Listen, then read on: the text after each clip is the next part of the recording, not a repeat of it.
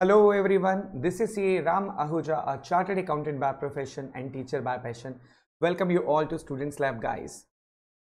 आप ये ज़रूर जानना चाहते होंगे कि इस वीडियो में क्या सर ऐसा बताना चाहते हो जो हमारे लिए बहुत बहुत बहुत इम्पॉर्टेंट है। तो मैं सबसे पहले आपको समराइज कर दूं what you are going to receive in this video.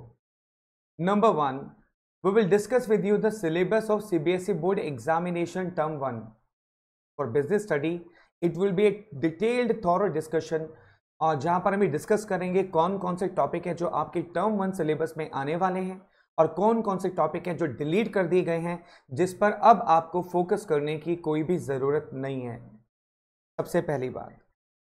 Number 2, जो इस वीडियो में हम आपके साथ डिस्कस करने वाले हैं वो इंपॉर्टेंट थिंग्स हैं that you must do for your preparation.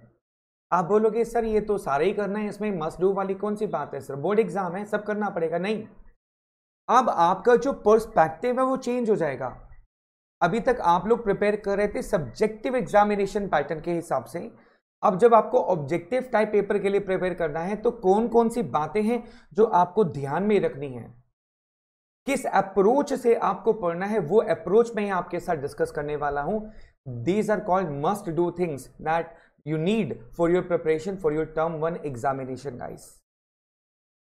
इसके अलावा हम चलेंगे what does objective type questions include। जब भी बच्चों से पूछा जाता है अब आपका पेपर कैसा होगा, बच्चे बोलते हैं सर एमसीक्यू। बेटा एमसीक्यू जो वर्ड है ना वो बहुत ही नैरो कॉन्सेप्ट है। जो कॉन्सेप्ट यूज किया गया आपके बोर्ड एग्जाम के लिए वो है ऑब्जेक्टिव टाइप क्वेश्चंस। और ऑब्जेक्टिव टाइप क्वेश्चन में सिर्फ एमसीक्यू नहीं आता, बहुत सारी चीजें आती हैं और मैं आपको एग्जांपल भी दूंगा उसके यहां पर इस वीडियो के अंदर में कि जैसे अब आप पूछेंगे सर बता तो दो। देखो एमसीक्यू नहीं होता ऑब्जेक्टिव टाइप क्वेश्चन में, आपका एमसीक्यू के अलावा आएगा true false, correct incorrect statement, fill in the blanks, match the column, find the odd one. समझ गए मेरी बात? ये सारी चीजें आपकी जो हैं आपके ऑब्जेक्टिव टाइप क्वेश्चंस में आती हैं। वो कौन कौन सी चीजें आती हैं और वो किस टाइप से आपके एग्जाम में पूछी जा सकती है वो एग्जांपल भी मैं आपके साथ यहां पर शेयर करने वाला हूं इस वीडियो में। चौथी चीज जो मैं आपके साथ शेयर करूंगा, don't do for term 1 examination. मतलब कुछ चीजें ऐसी है जो आपको करने की जरूरत ही नहीं है और अगर आप वो चीजें कर रहे हैं तो आप इसका मतलब अपना टाइम वेस्ट कर रहे हैं इस समय। मैंने बोला ना आपकी अप्रोच बदल गई है, आप सब्जेक्टिव से क्या हो गई बेटा ऑब्जेक्टिव। तो बहुत सारी चीजें अब आपको नहीं करनी है टर्म 1 एग्जामिनेशन के लिए, तो जानना चाहोगे ताकि आपका टाइम बच जाए और आप उन चीजों पर फोकस ना करें। इसके अलावा और क्या करना है, प्री प्रैक्टिस फॉर टर्म 1। अरे सर ये कैसे इस वीडियो में हो सकती है? बेटा यहां पर मैं आपको वो लिंक दूंगा जिससे आप आने वाले 3 महीने में मेरे साथ दबा करके प्रैक्टिस कर सकते हैं टर्म 1 के लिए। कैसे कर सकते हो? Number 1, subscribe to the channel. सबसे पहला तरीका इस चैनल को सब्सक्राइब कर लो, क्योंकि मेरे जो भी प्रैक्टिस होगी वो सारी की सारी आपके यूट्यूब चैनल पर होगी। मैं यहाँ पर आपके लिए बहुत सारी मेंटी क्विज लेकर आने वाला हूँ। मेंटी क्विज नहीं पता, जहां पर आपके क्वेश्चन का रिजल्ट साथ के साथ आपको मिलेगा और जितने भी बच्चे उस क्लास में उस लाइव क्लास को ज्वाइन कर रखा होगा उन सबकी रैंकिंग आएगी आपके रिजल्ट के हिसाब से। मतलब साथ के साथ आंसर, साथ के साथ आपके पॉइंट, साथ के साथ आपका result, live quiz, yes in the class. तो सब्सक्राइब टू द चैनल अगर आप मेरे साथ ऐसी क्विजेस अटेंड करना चाहते हो तो। दूसरा फ्री प्रैक्टिस करने का तरीका है आप टेलीग्राम लिंक को ज्वाइन कर लीजिए। इसका लिंक जो है वो डिस्क्रिप्शन बॉक्स में दिया हुआ है। मेरी जब भी जो भी यूट्यूब पर क्लास होगी उसका लिंक मैं वहां पर आपको सब्सक्राइब आपको डाल दूंगा ताकि आप अपडेट हो सके। अगर आपके पास नोटिफिकेशन नहीं पहुंच पा रहा तो वहां से नोटिफिकेशन आपके पास पहुंच जाए। और इसके अलावा एक तरीका और है, download the students lab app. हमारी जो स्टूडेंट्स लैब ऐप है आप इसको डाउनलोड कर सकते हैं और इसका लिंक भी डिस्क्रिप्शन बॉक्स में दिया हुआ है और यहां पर भी आप प्रैक्टिस कर सकते हैं डेली बेसिस पर ऑब्जेक्टिव टाइप क्वेश्चंस की मेरे साथ। उसके लिए आपको स्टूडेंट्स लैब आपको डाउनलोड करना होगा। चलिए स्टार्ट करते हैं। हम सबसे पहले सीबीएसई का जो सिलेबस है वो क्या है, उसमें क्या क्या चीजें आपकी आने वाली हैं, वो चीजें मैं अब आपके साथ थॉरोली डिस्कस करने वाला हूं कि वो चीजें हैं क्या जो हमें एग्जाम में प्रिपेयर करनी है। चलिए स्टार्ट करें। ओके जी, चलिए आ जाइए। सबसे पहले हमारे पास 21-22 एग्जामिनेशन के लिए जो 12th का सब्जेक्ट है उसमें हमारे पास चीजें कौन सी है, लेट्स सी। सबसे पहला चैप्टर जो आपके सिलेबस में आएगा वो है nature and significance of management. फिर दूसरा चैप्टर आपका प्रिंसिपल्स ऑफ मैनेजमेंट और तीसरा चैप्टर है बिजनेस एनवायरनमेंट। यानी आपकी यूनिट 1 आ रही है आपके टर्म 1 में, यूनिट 1, और यह 16 मार्क्स की। फिर आपका प्लानिंग और ऑर्गेनाइजिंग चैप्टर आ रहा है यूनिट 2। पूरा पूरा नहीं आ रहा बेटे, डोंट वरी, अभी मैं डिस्कस करूंगा कि इस चैप्टर में कौन से टॉपिक आ रहे हैं और कौन से नहीं आ रहे हैं। और ये यूनिट 2 आपकी 14 मार्क्स की, पहले भी यही थी, 16 + 14 13 मार्क्स, 30 मार्क्स। तो ये हो गया आपका फर्स्ट बुक से पार्ट ए जिसको आप बोलते हैं, उससे आपके 5 चैप्टर आ रहे हैं और एक चैप्टर आ रहा है पार्ट बी से केवल मार्केटिंग मैनेजमेंट, और ये आपका आएगा 10 मार्क्स का, यानी टोटल आपके हो गए 40 मार्क्स। 40 नंबर का एमसीक्यू आपका पेपर होगा और आपको जो टाइम दिया जाएगा वो 1.5 घंटा होगा, यानी 90 मिनट्स, 90 मिनट। अभी तक हालांकि ये क्लियर नहीं किया गया इस 90 मिनट में क्वेश्चंस कितने आएंगे जो आपको करने हैं, ये अभी तक क्लैरिटी नहीं है। खैर कोई बात नहीं, हमें अपनी मेहनत पूरी करनी है, अच्छे से तैयारी करनी है। मैं उम्मीद करता हूं लगभग 50 के आसपास क्वेश्चन आने चाहिए, हम उसी हिसाब से प्रिपेयर करेंगे। इसके अलावा प्रोजेक्ट वर्क के 10 मार्क्स आपके लगेंगे और प्रोजेक्ट वर्क भी सिर्फ आपको एक ही करना है जो 2 पार्ट में डिवाइड कर दिया गया है। Students would prepare only 1 project in the entire academic session which is divided into term 1 and term 2। यानी एक ही प्रोजेक्ट फाइल में 10 नंबर आपके जो है टर्म 1 में लगेंगे और 10 नंबर आपके टर्म 2 में लगेंगे। ठीक है, अब चलते हैं जरा देखते हैं कि किस चैप्टर में कौन कौन से टॉपिक हैं जो आपको करने हैं। सबसे पहला चैप्टर आता है nature and significance of management. यहां पर आपको करना है कॉन्सेप्ट मैनेजमेंट का, objectives of management, importance of management. यानी कि आप कॉन्सेप्ट करेंगे मैनेजमेंट क्या होता है, उसके बाद इसकी जो 2 टर्म्स आती है इफेक्टिवनेस, एफिशिएंसी, इसको कवर करेंगे। Objectives of management personal, social और ऑर्गेनाइजेशनल ऑब्जेक्टिव्स वो आप कंप्लीट करेंगे और इंपॉर्टेंस ऑफ मैनेजमेंट का कॉन्सेप्ट आप करेंगे। उसके बाद इस चैप्टर में आपको कवर करना है नेचर ऑफ मैनेजमेंट, यानी management as a science, management as an art और मैनेजमेंट एज ए प्रोफेशन। ये तीनों चीजें बहुत इंपॉर्टेंट टॉपिक हैं, आपको कवर करना है थॉरोली, और यू नो इट बेटर कि कैसे कवर करना है। इनकी आपको कैरेक्टरिस्टिक्स पता होनी चाहिए, फिर कंपैरिजन करेंगे आप मैनेजमेंट के साथ और फिर उसके बाद आप इसको कंक्लूड करेंगे कि मैनेजमेंट साइंस होता है कि नहीं होता, मैनेजमेंट आर्ट होता है कि नहीं होता, मैनेजमेंट प्रोफेशन होता है कि नहीं होता। फिर levels of management, that is top level, middle level, lower level management आप डिस्कस करेंगे। फिर आ जाएंगे functions of management, planning, organising, staffing, directing, controlling.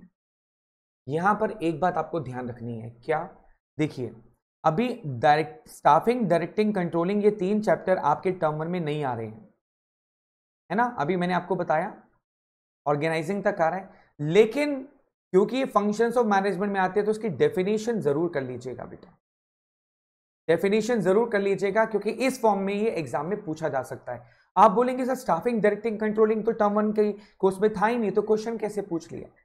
कोई डेफिनेशन देकर के आपसे फंक्शन ऑफ मैनेजमेंट पूछ सकते हैं, बी अवेयर गाइस।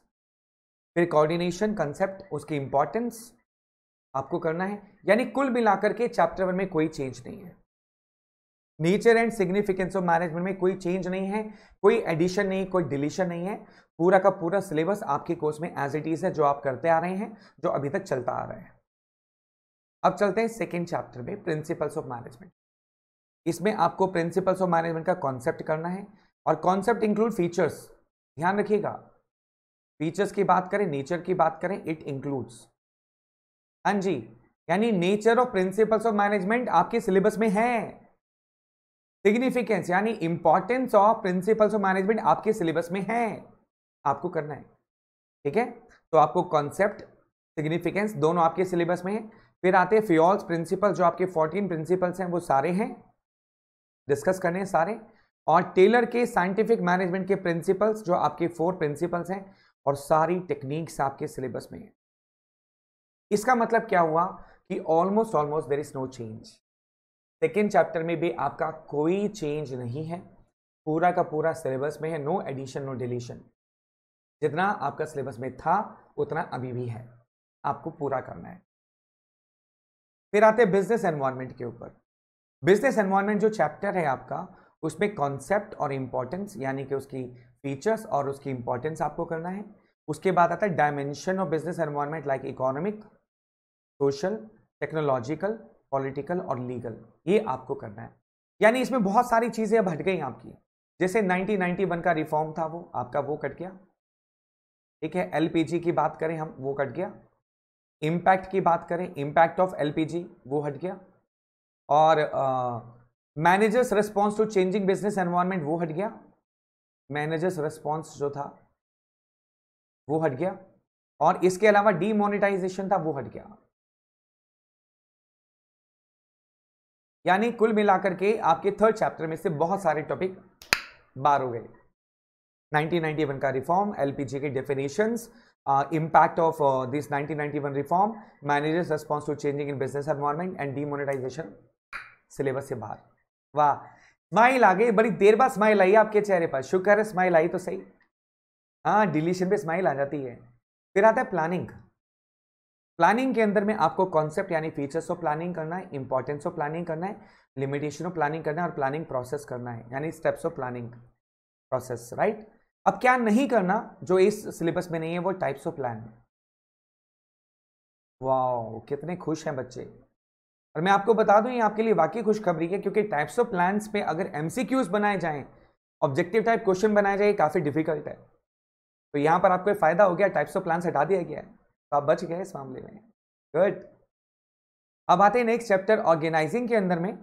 ऑर्गेनाइजिंग में आपको कॉन्सेप्ट यानी फीचर्स, इंपॉर्टेंस आपको कवर करना है। यहाँ पर इंपॉर्टेंस कवर करनी है, ऑर्गेनाइजिंग प्रोसेस आपको कवर करना है, स्टेप्स, फंक्शनल और डिविजनल स्ट्रक्चर जिसको कहते हैं स्ट्रक्चर ऑफ ऑर्गेनाइजेशन, वो आपको कवर करना है यहाँ पर। और ध्यान रहे यहाँ पर आपको फंक्शनल डिविजनल स्ट्रक्चर का जो भी मैरिट्स डीमेरिट्स है वो कवर करनी है, और कंपैरिजन भी कवर करना है। Difference between functional structure and divisional structure वो आपको कवर करना है। फिर आता है इंपॉर्टेंट कॉन्सेप्ट डेलीगेशन, उसका कॉन्सेप्ट, उसके एलिमेंट्स, अथॉरिटी, रिस्पॉन्सिबिलिटी, अकाउंटेबिलिटी, वो आपके सिलेबस में है। और डेलीगेशन की इंपॉर्टेंस आपके सिलेबस में है, राइट। देखिए कॉन्सेप्ट, एलिमेंट और इंपॉर्टेंस। और डिसेंट्रलाइजेशन का कॉन्सेप्ट, इंपॉर्टेंस, ये आपके सिलेबस में है। और difference between delegation and decentralisation भी आपके सिलेबस में है। तो हटा क्या है, हट गया आपका formal informal organisation, formal and informal organisation, ये अब आपके सिलेबस से हट गया। ये लास्ट ईयर भी नहीं था बेटा, लास्ट ईयर भी सिलेबस जो रिड्यूस किया गया था, तो ये अब आपके सिलेबस में इस साल भी नहीं है। ये टॉपिक आपका कम हो गया है, तो ऑर्गेनाइजिंग चैप्टर में एडिशन डिलीशन यही है। अब आते हैं मार्केटिंग मैनेजमेंट चैप्टर में। मार्केटिंग का कॉन्सेप्ट, उसके फंक्शंस, उसकी फिलॉसफीज, बेटा यहां पर लिख लेना इंपॉर्टेंट, क्योंकि इसकी फिलॉसफीज बहुत इंपॉर्टेंट है। पक्का, जी हाँ, जरूर आता है। कॉन्सेप्ट करना है, फंक्शंस करने हैं, मार्केटिंग फिलॉसफीज आपको करनी है। उसके बाद आपको मार्केटिंग मिक्स यानी प्रोडक्ट, प्राइस, प्लेस, प्रमोशन, जो 4 P's हैं वो आपको कवर करने हैं यहाँ पर, एलिमेंट्स ऑफ मार्केटिंग मिक्स। फिर 1 बाय 1 आप चलेंगे प्रोडक्ट के बारे में। फिर प्रोडक्ट रिलेटेड जो फैक्टर्स हैं लाइक ब्रांडिंग, लेबलिंग, पैकेजिंग, ये आपको कवर करना है। उसके बाद प्राइस में आपको कॉन्सेप्ट कवर करना है। इन फैक्टर्स अफेक्टिंग प्राइस डिटर्मिनेशन, यानी कौन से फैक्टर्स हैं जो प्राइस को इवैल्यूएट करने में आपकी हेल्प करते हैं, वो आपको इसमें कवर करना है। Concept of price, marketing mix, price of A product. Physical distribution concept है, ये बड़ा इंपॉर्टेंट कॉन्सेप्ट है, आपको ये भी कवर करना है और बहुत अच्छा कॉन्सेप्ट है। प्रमोशन कॉन्सेप्ट के अंदर में आपको करना है concept as a element of marketing mix, और प्रमोशन मिक्स क्या होता है वो बताना है। और इसी में आता है आपका एडवर्टाइजिंग और पर्सनल सेलिंग, ये कॉन्सेप्ट आपको डिटेल में डिस्कस करने हैं। फिर आता है सेल्स प्रमोशन, ये आपको डिस्कस करना है, और कॉन्सेप्ट ऑफ पब्लिक रिलेशंस। अब यहाँ पर ना कुछ चीज़ें जो नहीं है आपके सिलेबस में, वो हैं टेक्निक्स ऑफ सेल्स प्रमोशन। आप कह सकते हो सेल्स प्रमोशन टेक्निक्स नहीं है, हालांकि यहाँ भी आप बच गए, क्योंकि सेल्स प्रमोशन टेक्निक्स अपने आप में एक डिफिकल्ट टॉपिक है जहाँ पर काफ़ी कंफ्यूजन होती है, और एमसीक्यूज में, ऑब्जेक्टिव टाइप क्वेश्चन में ये बहुत डिफिकल्ट हो जाता आपके लिए अगर ये आपके सिलेबस में होता तो।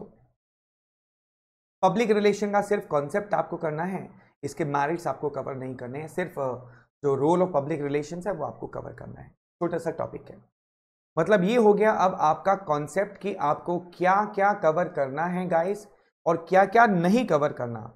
I hope is that clear now. अब आपको बिल्कुल क्लियर हो गया कि आपको क्या चीजें कवर करनी है और क्या नहीं करनी है। तो ये तो था हमारा syllabus for your CBSE term 1 business study. ठीक है जी। और अब हम चलते हैं अगले टॉपिक के ऊपर में कि अब हमें क्या क्या चीजें करनी है और क्या क्या चीजें नहीं करनी। उससे पहले मैं आपको बताऊंगा कि ऑब्जेक्टिव टाइप क्वेश्चंस क्या होते हैं और ऑब्जेक्टिव टाइप क्वेश्चन के एग्जांपल्स क्या क्या होते हैं। चलिए, what does objective type questions include. Objective type questions में हमारा सबसे पहले आता है ऑफ कोर्स जो आप समझते हो एमसीक्यूज। इसके अलावा आता है ट्रू फॉल्स। ट्रू फॉल्स का मतलब कि मतलब करे ये स्टेटमेंट ट्रू है कि फॉल्स है। इसके अलावा आपको जो पूछे जाएंगे ऑब्जेक्टिव टाइप में correct incorrect statement. Don't worry guys, I will give you example. मैं इन सब के एक एक एग्जांपल आपको दूंगा ताकि आपको ये समझ आ सके कि objective type question in different forms में कैसे पूछे जा सकते हैं। Please continue with me. MCQ, true false, correct incorrect statement. इसके अलावा फिल इन द ब्लैंक्स। जी हाँ, match the column, arrange in order, find the odd one और केस स्टडी बेस्ड एमसीक्यू। ये 8 टाइप हैं जो ऑब्जेक्टिव टाइप क्वेश्चंस में cover होते हैं। आपने अभी तक मेरे को यही समझा था कि सर एमसीक्यूज आएंगे, नहीं। MCQ, true false, correct incorrect, fill in the blanks, match the column, arrange in order, find the odd one, case study based MCQs, ये सब आपके बोर्ड एग्जाम में आने वाला है टर्म 1 के अंदर में। मैं अब आपको एक एग्जाम्पल देता हूं इसका कि कैसे ये क्वेश्चन पूछे जाएंगे। चलिए, एमसीक्यू कैसे आएगा यह तो आपको पता ही है। मैं एक एग्जाम्पल देता हूं। Problems to be solved, decisions to be made, budgets to be approved highlights management of people, management of work, management of finance और management of operations। सोच लीजिए आंसर। मैं आपसे आंसर नहीं पूछ, लेकिन आंसर सोच तो सकते हैं आप। चेक तो कर सकते हैं कि आपका आंसर करेक्ट है कि इनकरेक्ट है। हाँ जी, सोचिए सोचिए जल्दी से।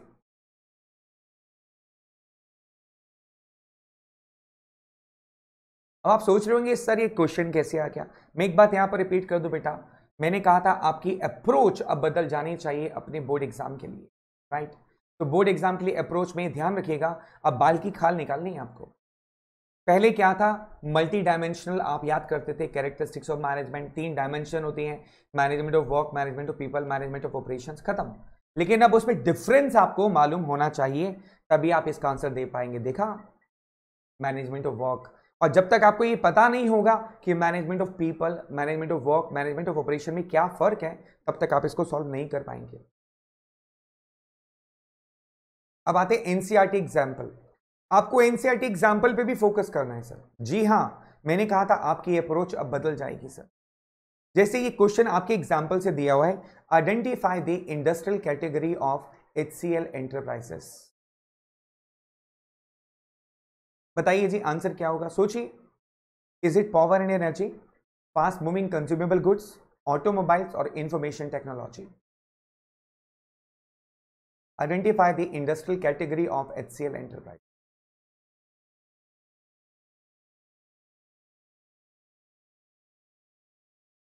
समझ आ गया क्या क्या चेंजेस आ रहे हैं?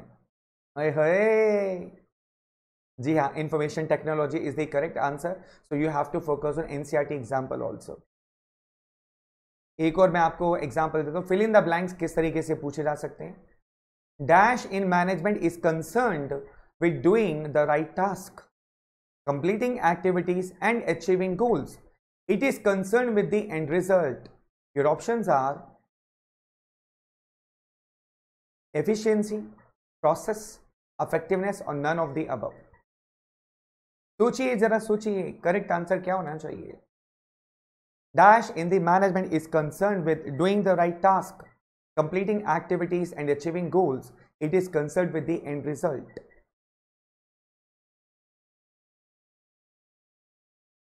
Yes guys, correct answer is effectiveness। तो इस तरीके से आपसे fill in the blanks पूछा जा सकता है। अब समझ आ रहा है कैसे कैसे पूछा जा सकता है। करेक्ट इनकरेक्ट स्टेटमेंट पर भी आपसे पूछा जा सकता है। Let's take an example. Which of the following statement is not correct. Management of people implies A, dealing with employees as individuals with diverse needs and behaviour, B, dealing with individual as a group of people, और both of the above और none of the above. देखा, लगते हैं कि सारे MCQs हैं, लेकिन यहां पर जो एमसीक्यूज का जो पैटर्न है वो बदल जाता है। इसको बोलते हैं objective type questions. Correct incorrect statement guys. Hurry up everyone. Which of the following statement is not correct? Management of people implies. देखिए, अगर आप लोग ये प्रैक्टिस करना चाहते हैं तो स्टूडेंट्स लैब ऐप को अभी डाउनलोड कीजिए, इस चैनल को अभी सब्सक्राइब कर लीजिए, ताकि मेरा जो नोटिफिकेशन है सारे यूट्यूब चैनल का आप तक पहुंच सके। हम लाइव क्विज करेंगे आपके साथ। Yes, guys. Which of the following statement is not correct? Management of people implies none of the above. यानी क्वेश्चन है which of the following statement is not correct, यानी दोनों स्टेटमेंट करेक्ट है। वो पूछता है कौन सी करेक्ट नहीं है, तो कोई भी ऐसी नहीं जो इनकरेक्ट स्टेटमेंट हो, वो statements are correct, right? Good example sir, good example. अब ट्रू फॉल्स में आपसे कैसे पूछा जा सकता है? Which find out which of the following statement holds true for management as an art. A. Existence of theoretical knowledge. B. Personalized application. C. Based on practice and creativity. Or D. All of the above.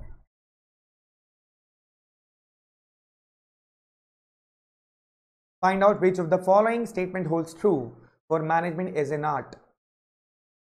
Existence of theoretical knowledge, personalized application, based on practice and creativity, or all of the above.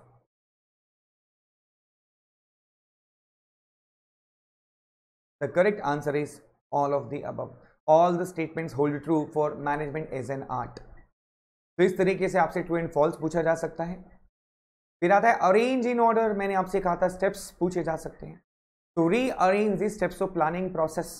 यहां पर एक बात आपको बड़ी ध्यान रखनी बेटा, सारे स्टेप्स ऑर्डर में आपको याद होने चाहिए। You should remember all the steps in order. जैसे फर्स्ट ए ऑप्शन है, बी ऑप्शन, सी ऑप्शन और D option. You have 4 options. अब आपको सिलेक्ट करना है स्टेप्स ऑफ प्लानिंग प्रोसेस।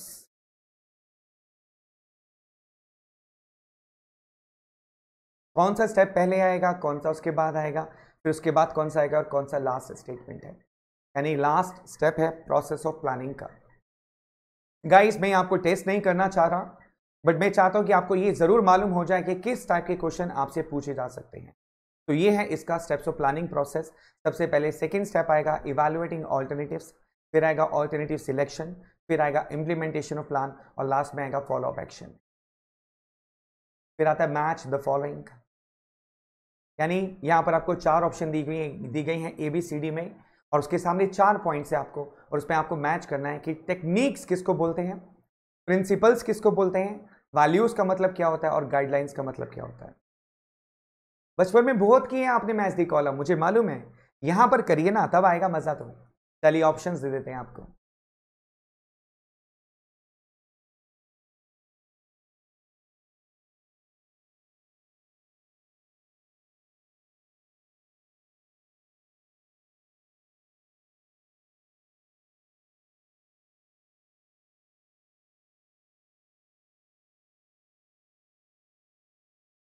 देखिए, आपको अगर मालूम है, ये टर्म्स क्लियर हैं, टेक्निक्स क्या होता है, प्रिंसिपल्स क्या होता है, वैल्यूज क्या होता है, गाइडलाइंस क्या होती है, तो आप जरूर मैच द कॉलम कर पाएंगे। And the correct answer is C, A1, C3, B2, D4, यानी सबके आंसर सबके सामने लिखे हुए हैं। जानबूझ करके हमने ऐसा क्वेश्चन क्रिएट किया था। टेक्निक्स का मतलब होता है प्रोसीजर्स और मेथड्स, प्रिंसिपल्स का मतलब होता है guidelines to take decisions, values का मतलब होता है मोरल नोटेशंस, और डी गाइडलाइंस का मतलब है यहाँ पर इंस्ट्रक्शंस और डायरेक्शंस, राइट। उसके बाद आता है केस स्टडी बेस्ड क्वेश्चंस। जी हाँ, यहां पर एक केस स्टडी आपको दी जाएगी, बहुत बड़ी केस स्टडी है। यहां पर मैंने एक ही क्वेश्चन कवर किया है, एक केस स्टडी के बेस पर आपसे 4 क्वेश्चन पूछे जा सकते हैं। हाँ, एक केस स्टडी पर आपसे 4 क्वेश्चन पूछे जाएंगे। तो ये केस स्टडी आपके सामने है और इसमें से कोई भी 4 क्वेश्चन आपसे पूछे जा सकते हैं। मैंने आपको एक एग्जाम्पल दिया है MCQ बेस्ड। तो गाइस, आई होप ये आपको एम्पल क्लियर हो गया होगा कि किस तरह के क्वेश्चंस आपके पास में आ सकते हैं, ऑब्जेक्टिव टाइप क्वेश्चंस किसको कहा जाता है। ठीक है, तो चलिए अब जरा ध्यान देखते हैं कि इन सबको कवर करने के लिए हमें करना क्या होगा, हमें कौन सी ऐसी चीजें जो हर हालत में प्रैक्टिस करनी है। What are dos for term 1? सबसे पहली चीज जो आपको करनी है वो है फोकस ऑन कंसेप्ट क्लैरिटी। देखिए, अगर आपको कंसेप्ट क्लियर नहीं है तो आप मान लीजिए एमसीक्यूज करेक्ट नहीं कर पाएंगे, ऑब्जेक्टिव टाइप क्वेश्चंस क्लियर नहीं कर पाएंगे आपको सारा फोकस कॉन्सेप्ट पे करना है। इफेक्टिवनेस क्या होता है, एफिशिएंसी क्या होता है, दोनों में डिफरेंस क्या होता है। बात करते हैं कोऑर्डिनेशन की इंपॉर्टेंस की, growth in size, functional differentiation, specialisation. आपको पता है तीन होती है स्पेशल, तीन इंपॉर्टेंस होती है कोऑर्डिनेशन की, पर इन तीनों में फर्क क्या होता है? ग्रोथ इन साइज में क्या फर्क है, फंक्शनल डिफरेंशिएशन में क्या फर्क है, स्पेशलाइजेशन में क्या फर्क है, ये कॉन्सेप्ट आपको क्लियर होने चाहिए। डायमेंशंस में जैसे हमने एक एग्जांपल लिया था, management of people, management of work, management of operations, इन तीनों में क्या फर्क है, वो बहुत जरूरी है। दूसरा कीवर्ड्स, आपको कीवर्ड्स पे फोकस करना होगा guys. Very very important, case study को सॉल्व करने के लिए कीवर्ड्स चाहिए होते हैं। जैसे एग्जांपल देता हूं, आपका हो गया कॉपरेशन नॉट इंडिविजुअलिज्म और हार्मनी नॉट डिस्कॉर्ड। इन दोनों प्रिंसिपल में जो फर्क है वो कीवर्ड्स का फर्क है सिर्फ। दोनों प्रिंसिपल बिल्कुल सेम नजर आते हैं, तो दोनों में क्या फर्क है, कीवर्ड्स। वो कीवर्ड्स आपको बहुत इंपॉर्टेंटली मार्क करने हैं। जैसे आपको सारी कैरेक्टरिस्टिक्स याद है प्लानिंग की, फीचर्स याद है, उन फीचर्स में क्या फर्क है वो आपको मालूम होना चाहिए, ठीक है। तो ये चीजें आपको काफी ज्यादा ध्यान में रखनी है। तीसरा पॉइंट आता है remembering of all the points related to a particular topic. जैसे मैं एक एग्जांपल लेता हूं आपको, अब हम बात करते हैं मैनेजमेंट एज एन आर्ट की। उसका एक एग्जांपल है cat walk. Cat walk is an art. आपने देखा होगा मॉडल्स कैट वॉक करते हैं, और मुझे उम्मीद है आप भी कर सकते होंगे। नहीं, मैं नहीं कर सकता सर, इट्स एन आर्ट, मैंने ये आर्ट नहीं सीखी है, मैं तो सीधा चल लो वही बहुत बड़ी बात है। I can't do the cat walk because management is an art. अब आपसे पूछा जाए आर्ट की कैरेक्टरिस्टिक्स क्या होती है, तो वो आपको याद होनी चाहिए फटाफट। जैसे cat walk, C for creativity, A for application personalised, और टी फॉर थियोरेटिकल नॉलेज। जी हाँ, कैट से आपने 3 कैरेक्टरिस्टिक्स याद कर ली, मैनेजमेंट एज एन आर्ट। इसी तरीके से आप बहुत सारी चीजें याद कर सकते हैं। मैनेजमेंट एज ए साइंस याद कर सकते हैं, मैनेजमेंट एज ए प्रोफेशन याद कर सकते हैं, कोऑर्डिनेशन की कैरेक्टरिस्टिक्स याद कर सकते हैं, इंपॉर्टेंस याद कर सकते हैं। डू मिली में आप हर चीज याद कर सकते हो इस गोल्डन वर्ड्स के थ्रू। और अगर आपको लर्न नहीं होती है तो आप इस चैनल को सब्सक्राइब कर लीजिए। मैं आपके साथ ऐसे सेशन लेकर आऊंगा जहां पर ये गोल्डन वर्ड्स हम इसको बोलते हैं, आप मेरे साथ डिस्कस कर सकते हैं। जी हाँ, do subscribe to this channel.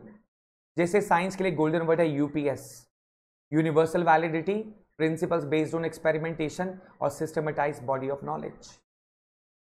ठीक है, गांव, शहर और फंक्शन, ये हो गया हमारा कोऑर्डिनेशन की importance. Growth in size, specialisation, functional differentiation.